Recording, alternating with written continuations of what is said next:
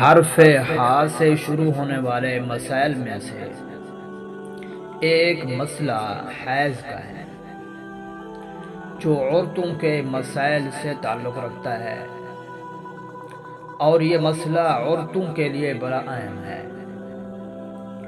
اس لیے میں آپ کے سامنے اس کی مختلف صورتوں کو رکھتا ہوں۔ فرمایا کہ عورت حیض کی حالت میں، ماہواری کی حالت میں، خاص ایام کی حالت میں نہ تو روزہ رکھ سکتی ہے اور نہ ہی نماز پڑھ سکتی ہے۔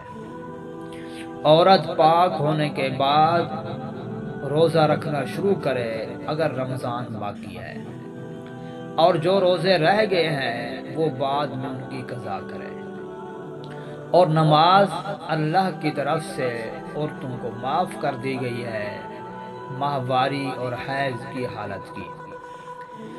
اور اگر عورت حیض میں تھی، رمضان کے دن میں پاک ہو گئی، یعنی پہلے حیض میں تھی لیکن جب رمضان کا دن آیا تو دن کو پاک ہو گئی، تو فرمایا کہ شام تک کھانے پینے کی اس کو اجازت نہیں ہوگی۔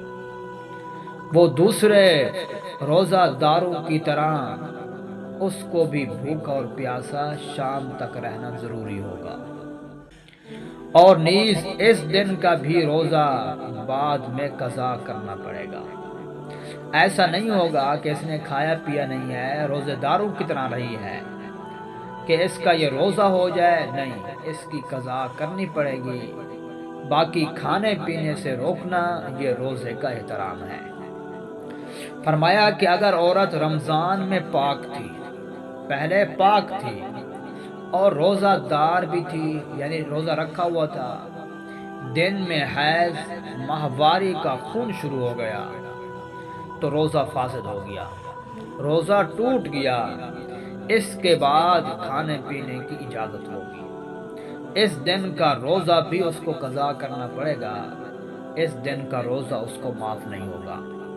اسی طرح فرمایا کہ حیض کے دوران ہم بستری کرنا، قرآن پاک کو ہاتھ لگانا، تلاوت کرنا، مسجد میں جانا، نماز پڑھنا، بیت اللہ کا طواف کرنا عورت کے لیے ناجائز اور حرام ہے۔ اگر عورت کو فرض نماز کے دوران حیض آ گیا تو وہ نماز معاف ہو جائے گی اور اس کی قضا لازم نہیں ہوگی۔